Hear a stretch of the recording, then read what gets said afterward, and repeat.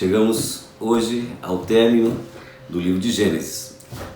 Nós estamos há alguns meses já estudando, capítulo praticamente a capítulo, e hoje nós chegamos ao capítulo 50, onde há um desfecho bem interessante, não só para a história do livro, mas sobretudo para a história desses homens que participaram tão ativamente daquilo que Deus queria fazer sobre a vida deles.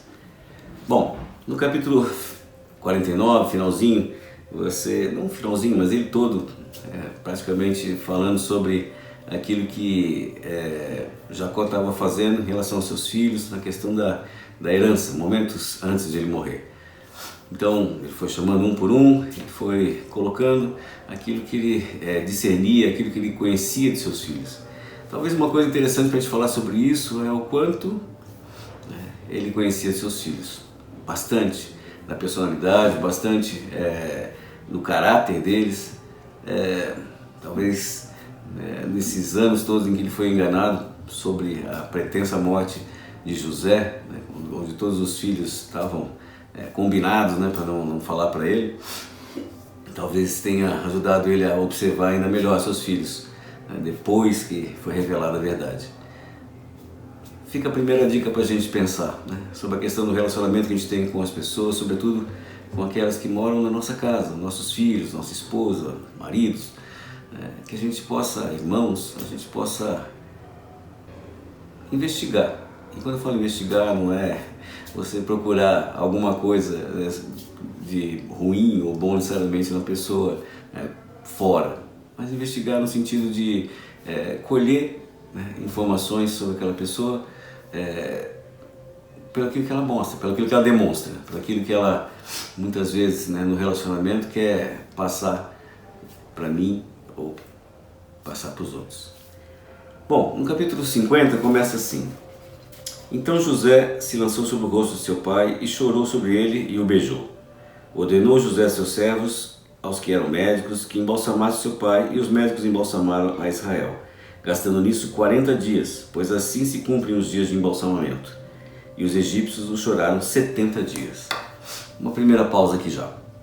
Essa é uma informação para a gente poder ir reunindo aquilo que é importante no texto e a gente entender também as honras a qual José e Jacó, por extensão, acabaram recebendo dos próprios egípcios. Existia todo esse trabalho de embalsamamento que é super conhecido, a gente vê as múmias lá no Egito, de vez em quando alguém descobre um novo túmulo, alguma coisa, e vai se ver, tem 4.000 e poucos anos, cada múmia daquelas, e são perfeitamente embalsamadas. Algumas continuaram ainda com as suas características físicas bem expressadas ainda, talvez não chegando a tornar-se pó. Esse é um processo que estavam dominando já há muito tempo e aqui eles resolveram fazer isso por dois motivos. Primeiro, porque era um processo de honra sobre a vida de Jacó, por ser pai de José. E a segunda coisa, porque também era um processo interessante e necessário, porque Jacó pediu para ser enterrado na sua terra. E ainda que a gente vá mais para frente conversar sobre isso, eu quero só adiantar que eles tinham que andar 650 quilômetros aproximadamente para que pudesse enterrar Jacó no lugar onde ele pediu.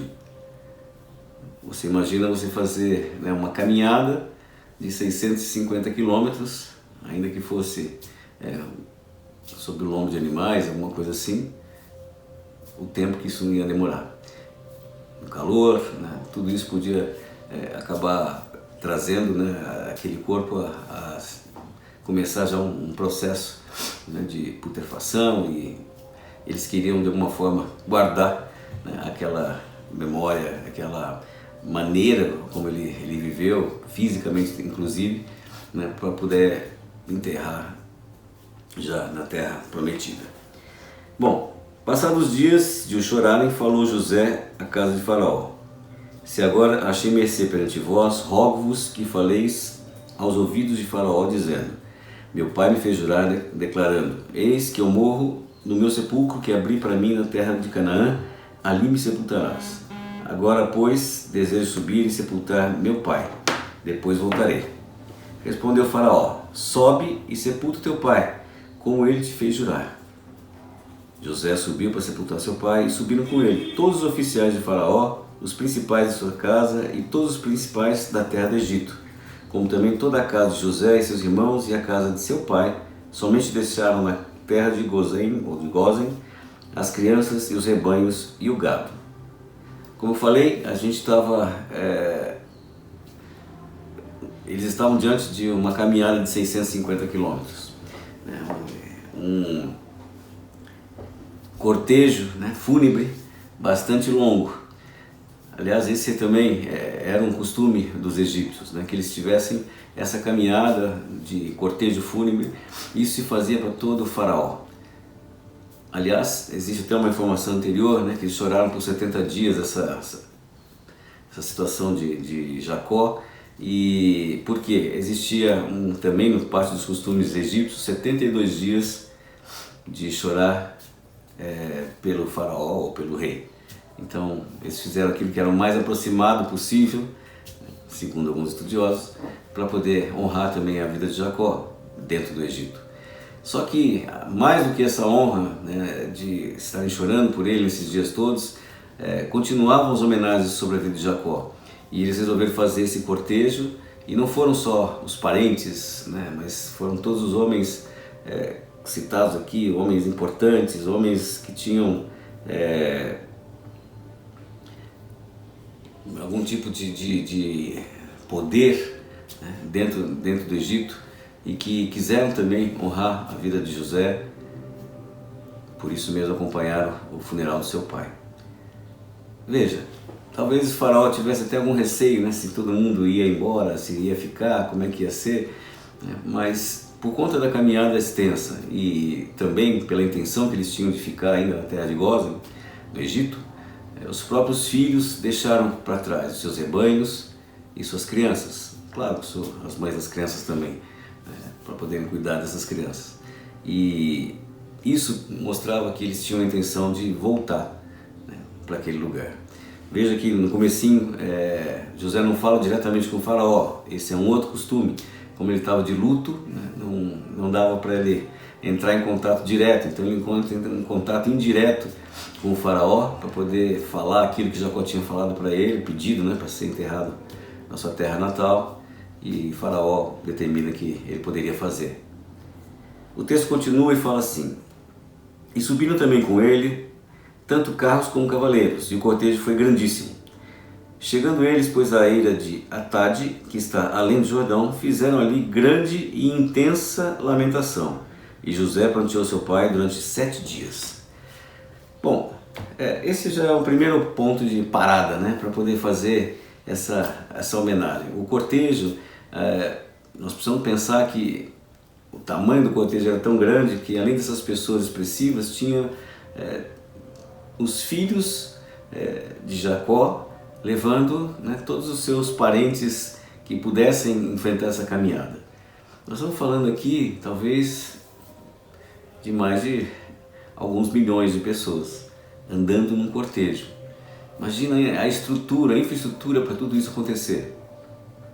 Imagina como é que eles iam conseguir observar aquilo que era necessário, mas o foco deles, o que era? Era homenagear a Jacó. E em todo o tempo, tudo foi organizado para que isso acontecesse. Então a gente está falando de uma viagem de algum tempo, porque 650 quilômetros para ir, mais 650 para voltar, num grupo gigantesco como esse, dá para a gente ter uma ideia de quanto tempo eles ficaram fora. Muitos dias.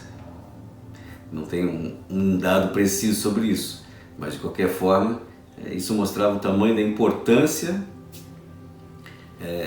de José diante da sociedade do Egito, porque homens importantes e até um exército foi levado para poder também dar assistência de proteção, porque eles iam atravessar uma terra também de cananeus, como a gente vai ver aqui na sequência. Inclusive fala aqui: tendo visto os moradores da terra, os cananeus, o luto na ilha de Atade, disseram: grande pranto é esse dos egípcios, e por isso se chamou aquele lugar de Abel Misraim. Abel Misraim, também há discussões sobre o significado, né? Se é o prado do Egito ou o pranto do Egito, né? O luto do Egito. Então, parece que é um jogo de palavras entre Abel e Ebel, não vou entrar nesse mérito, né? Mas é isso que transformou o nome daquele lugar. Eles viram aquela multidão de pessoas, né, pranteando e homenageando a vida de Jacó, e perceberam que estavam diante, talvez não de um rei, mas de um homem digno de ser homenageado como tal. Sabe, eu não sei como é que você pensa a respeito de funerais, eu não sei como é que você lida com isso, né? O que você pensa quando você está diante de uma cerimônia fúnebre. E talvez sejam momentos em que a gente já ouve, né, muitas palavras que acabam abençoando a vida que aquele morto, né, teve, homenageando, falando das coisas boas que ele fez. Mas muitas vezes esses homenageados, vamos chamar assim, não eram ou não são dignos de tantas homenagens assim. Nós sabemos que temos falhas, todos nós, e que dentro de um período de vida, e às vezes pode ser extenso como esse aqui, na vida de Jacó, a gente pode ver que existem muitos erros, embora muitos acertos também. Eu sei que é um costume para a gente pensar que diante da pessoa que está ali, ou do corpo do falecido ali, a gente quer homenagear porque a gente quer lembrar de coisas boas. E talvez seja um costume interessante que a gente devesse pensar não só no momento de velório, mas devesse pensar também no momento de relacionamento ainda vivos. Quantas vezes a gente se levanta para estar falando ou pensando mal de alguém por causa de atitudes, situações que passamos ou que ele acabou cometendo, mas esquecemos talvez as coisas boas. Existem situações em que muitas vezes a pessoa tem um bom procedimento durante muito tempo e de repente, diante, né, de uma escorregada, diante de alguma coisa que ela faz, parece que ela perde toda a credibilidade, parece que ela perde tudo aquilo que fez de bom, fica sepultado diante daquilo que aquele sentido, aquela situação trouxe de ruim. Vamos pensar um pouco melhor sobre isso.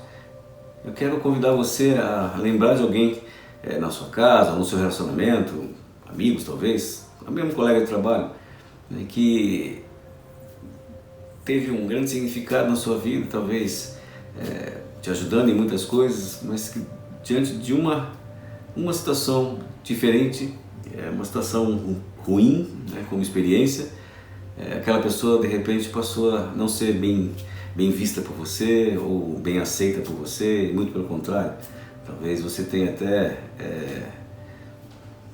prazer, vou chamar assim, né, de falar sobre a pessoa e não falar tão bem assim. Esquece as coisas boas que aconteceram. Eu acho que olhar para essa vida de Jacó, a gente acompanhou isso, talvez seja o mais interessante de todo esse estudo aqui, a gente acompanhou a vida de Jacó desde o início, né? Muitos detalhes, muitas coisas que ele acabou vivendo, e talvez ele não tenha começado da melhor forma, mas foi um homem que inspirou seus filhos, e foi um homem que efetivamente acabou separando as tribos de Israel, que deram origem a todo o sentido de nação que Israel tem. O texto continua e fala assim: fizeram-lhe seus filhos como lhes havia ordenado. Levaram-no para a terra de Canaã e o sepultaram na caverna do campo de Macpela, que Abraão comprara com o campo que por posse de sepultura, a Efron o Eteu, fronteira a Manre. Depois disso voltou José para o Egito, ele e seus irmãos, e todos que com ele subiram a sepultar seu pai. Aquele cortejo gigantesco. Capítulo 15. Versículo 15. Vendo os irmãos de José que seu pai já era morto, disseram: é o caso de José nos perseguir e nos retribuir certamente o mal todo o que lhe fizemos. Nós estamos falando aqui de irmãos que tinham reatado há quase 40 anos. Isso. Reatado aquele relacionamento, estavam juntos, vendo as atitudes de José os ajudando, abrindo talvez a melhor terra para eles poderem viver. Eles não estavam passando por nenhuma situação de escassez, muito pelo contrário, eles estavam prosperando na terra do Egito. E mesmo assim, agora, eles acharam que o relacionamento deles com José, ele estava vinculado somente àquilo que Jacó, o pai de todos eles, podia oferecer. Que José agora ia se vingar de tudo aquilo que eles tinham feito. Como é interessante a gente pensar sobre essa questão do jugo, na culpa. O quanto a culpa traz sobre a vida da pessoa, né, um sentimento que não vai embora fácil. Veja, eles fizeram o que fizeram, venderam José quando ele era um jovem, 17 anos, e nunca se esqueceram disso. Foi mais difícil, parece, eles que erraram, esquecer do fato, num certo sentido, levar em consideração no relacionamento, do que o próprio José. José, ao que aparenta, a gente vai falar aqui, né, as atitudes dele mostram isso, já tinha perdoado, mas eles mesmos não tinham ainda entendido esse perdão. Às vezes é mais difícil aquele que errou se perdoar ou entender o perdão daquele que sofreu e que acaba estendendo, né, a sua mão. O texto continua assim falando: portanto mandaram dizer a José, você vê que eles não foram nem falar pessoalmente com José. Teu pai ordenou antes da sua morte, dizendo: assim direis a José, perdoa, pois, a transgressão dos seus irmãos e o seu pecado, porque te fizeram mal. Agora, pois, te rogamos que perdoes a transgressão dos servos do Deus de teu pai. José chorou enquanto lhe falava. A atitude de José em relação à atitude de seus irmãos, né, que precisaram lembrá-lo daquilo que Jacó teria falado, e Jacó estava preocupado também. Isso mostra talvez a sua afeição de Jacó pelos seus filhos também. Talvez Jacó também tenha pensado sobre isso. Mas eu creio que no coração de José tudo isso já estava resolvido. Até porque se ele tivesse tomado uma atitude, ou tivesse que tomar uma atitude, teria tomado talvez alguns anos antes, né? Se tivesse deixado a mágoa, a ira tomar conta dele, poder para fazer mal aos seus irmãos ele já tinha há muito tempo. No primeiro encontro que eles tiveram, né, eles já começaram a sentir parte daquilo que era o poder que hoje estava na mão de José. Mas mesmo assim José ainda permaneceu fiel a esse relacionamento, a essa família. Versículo 18. Depois vieram também seus irmãos e prostraram-se diante dele e disseram: eis-nos aqui por teus servos. Respondeu-lhe José: não temais. Acaso estou eu em lugar de Deus? Vós, na verdade, intentaste o mal contra mim, porém Deus o tornou em bem, para fazer como vedes agora, que se conserve muita gente em vida. José conseguiu olhar para o grande propósito que essa história deles acabou proporcionando. Ele já tinha declarado isso antes, quando foi buscar seu pai e trouxe todo mundo lá para o Egito. Ele falou: olha, agora eu entendi que Deus me trouxe para cá, para abrir um caminho para vocês estarem aqui, estarem preservados e a gente poder não só ter o nosso relacionamento, mas poder crescer e poder, como povo de Deus, entendendo aquilo que Ele tem para nós, talvez um momento longe da nossa casa, Canaã, mas um momento de viver em paz e crescer no relacionamento. E assim, ele ainda fala: não temais, pois, eu vos sustentarei a vós outros e a vossos filhos. Assim os consolou e lhes falou ao coração. A palavra não fala mais nada sobre como foi o resto do relacionamento que eles tiveram. Na verdade, entre a morte de Jacó e a morte de José, que está aqui na sequência, foram mais de 50 anos. Então ele teria tido bastante tempo para fazer mal aos seus irmãos se ele tivesse realmente só falado aquilo no momento de emoção, porque tinha passado pelo luto de seu pai. José verdadeiramente tinha perdoado seus irmãos. Conseguiu fazê-lo porque olhou, como nós falamos, para um projeto e um propósito maior, aquilo que Deus tinha entregado nas mãos deles.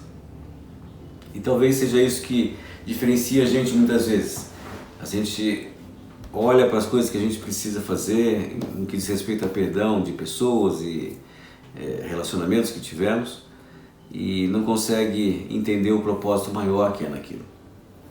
Eu quero convidar você, aliás, quero desafiar você no bom sentido, a buscar o projeto maior, né, que esse relacionamento que te machuca ou te machucou e continua machucando pelo jeito, para você entender esse projeto. Por que Deus permitiu que vocês se juntassem em um determinado tempo? E por que agora, tudo isso acontecendo, você não consegue olhar para as coisas boas que vocês viveram? Talvez a grande mágoa e a grande situação que a gente tenha quando tem algo a perdoar de alguém é que, assim como se diz, né? A gente, quando estima muito uma pessoa, quando conta muito com uma pessoa, a decepção é maior quando a gente tem algum tipo de problema. Daquelas pessoas que a gente não espera nada, dificilmente a gente vai se sentir decepcionado, traído ou com motivos para amanhã ou depois pensar no perdão. Só que Deus tem um projeto e um propósito. E quando a gente, de alguma forma, se relaciona com alguém, talvez seja um bom momento para a gente discernir onde Deus quis nos levar. O que eu aprendi com aquela pessoa? O que eu ensinei para aquela pessoa? O que esse relacionamento me fez crescer? Talvez, se você pensar assim, você conseguir fazer esse balanço, você vai ver que você tem muitos motivos para perdoar. É muito mais fácil você perdoar do que você pensa. Olha para as coisas boas que vocês viveram. Olha para os bons momentos que foram de crescimento. E pensa o quanto isso pode agradar de novo a você e ao próximo, aquele outro que te deu motivos, né, para perdoar. O texto pula aqui e vai para o versículo 22. E fala assim: José habitou no Egito, ele e a casa de seu pai, e viveu 110 anos. Viu José os filhos de Efraim até a terceira geração, também os filhos de Maquir, filho de Manassés, os quais José tomou sobre seus joelhos. Disse José a seus irmãos: Eu morro, porém Deus certamente vos visitará e vos fará subir dessa terra para a terra que jurou dar a Abraão, a Isaque e a Jacó. José fez jurar aos filhos de Israel, dizendo: Certamente Deus vos visitará e fareis transportar os meus ossos daqui. Morreu José, da idade de 110 anos. Embalsamaram-no e o puseram num caixão no Egito. Pois é, José também morreu. Nós acompanhamos a vida de José desde o seu nascimento praticamente aqui. Somos padrinhos de José. Entendemos a vida dele, vimos tudo o que aconteceu na vida dele, vimos o sofrimento na vida deles, mas vimos também a honra a qual ele foi levantado. Deus tinha também manifestado isso desde jovem na vida dele, mostrou para ele que ia acontecer, e ainda que ele não entendesse como ia acontecer, com o passar dos anos ele viu. E eu quero também dar essa lembrança a você, né? Chamar a sua atenção sobre isso. Talvez muita coisa que aconteça hoje na sua vida você ainda não entendeu, mas guarda no seu coração, porque em algum momento, se aquilo for de Deus, uma coisa inesperada, uma coisa talvez louca, você, com o passar dos anos, vai conseguir entender melhor. O que eu quero me fixar aqui na vida de José, ou no fim da vida de José, como está falando aqui, é a preocupação dele também em ser enterrado junto aos seus. Veja, ele viveu 17 anos na terra prometida, na terra de seu pai. E aqui ele morreu com 110 anos, ele praticamente ficou quase 100 anos vivendo no Egito. Mas ainda assim, ele quis retornar para o lugar da onde ele era oriundo. Não é só uma questão de identificação no sentido geográfico, vamos chamar assim. Ele entende que há um propósito espiritual em tudo isso. E ele se manifesta dessa forma. Assim como Jacó foi enterrado lá, eu também quero ser enterrado. E isso não acontece imediatamente. Graças a esse processo de embalsamamento, do caixão no qual ele foi colocado, muitos anos depois, ele é transportado de volta para ser enterrado junto aos seus pais, junto à terra onde o seu coração ditava. O que eu quero resumir só para terminar esse livro e também dar por encerrada o nosso estudo de células do ano de 2020. Nós acompanhamos ao longo desse livro de Gênesis muitas histórias. Falamos sobre Abraão, falamos sobre Jacó, falamos sobre José, falamos de homens que foram representativos e homens que foram talvez aqueles que mais se exaltaram, no sentido daquilo que Deus tinha para fazer com alguns homens. Foram importantíssimos no processo de nação de Israel, de crescer e se tornarem uma nação. Mas há outras coisas e outros desdobramentos que ficam implícitos em tudo isso, não estão logo de cara, como a gente colocou. Há algumas coisas que vão acontecendo, que vão se conformando, segundo a história desses homens, e que vão mostrando um caráter de relacionamento que Deus espera de nós. Talvez você vá pensar e vai falar assim, mas eram homens que andavam na lei, e nós estamos vivendo na dispensação da graça. Como Jesus mesmo falou, ele não veio aqui para acabar com a lei, pelo contrário, ele veio para se apoiar na lei e mostrar que há algo mais que a gente pode viver com Deus. Quero convidar você a pensar assim, dessa forma também. Ainda que nós estejamos numa dispensação diferenciada daqui, homens que viveram debaixo de um conjunto de regras estrito e trouxe sobre eles também ao mesmo tempo algumas dificuldades, trouxe também a honra a qual eles foram levantados depois, sobretudo depois da morte. Quero pensar com você que se a gente já tem o conhecimento das leis e hoje nós vivemos nessa disposição da graça, se antes eles precisavam olhar aquilo que eles precisavam realizar para poder agradar a Deus, hoje nós precisamos olhar para aquilo que Jesus realizou para podermos caminhar. O convite que fica aqui para você é pensar sobre esses homens relevantes que fizeram muitas coisas, algumas não tão nobres assim, mas que acabaram mostrando que Deus quer usar homens de verdade, homens que atendem ao chamado dele, mas que ainda assim têm os seus percalços, têm as suas limitações.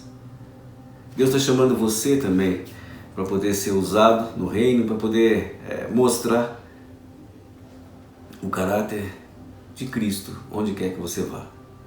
Esses homens eles foram considerados por causa da fé que tinham no coração. Eu sei que você tem fé também. E eu sei que você pode buscar ainda mais, não só conhecimento, mas relacionamento, que vai aumentar e muito a fé que está no seu coração. Eu quero convidar você a fazer isso.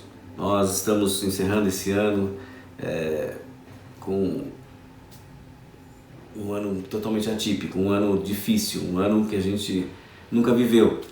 E talvez estejamos entrando no próximo ano, onde vamos viver alguns meses ainda mais ou menos debaixo daquilo que estamos vivendo hoje.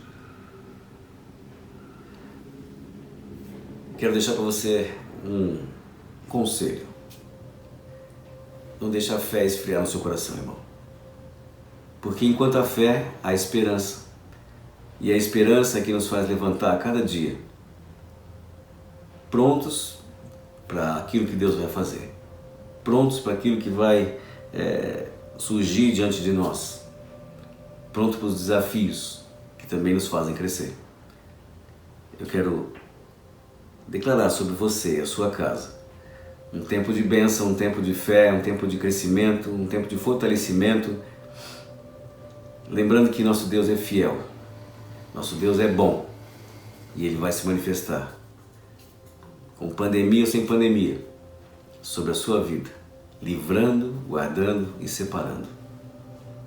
Foi um prazer poder compartilhar com você esses estudos do livro de Gênesis. Eu espero que o ano que vem você possa nos acompanhar. Nós vamos estar trabalhando um outro livro, o livro de Êxodo, e vamos começar, você vai saber pelas redes sociais, provavelmente em fevereiro, vamos começar esse estudo. E eu quero já convidar você para estar conosco. Um grande abraço, Deus abençoe. Eu quero realmente declarar que foi um grande prazer novamente esses tempos que nós passamos juntos. Obrigado.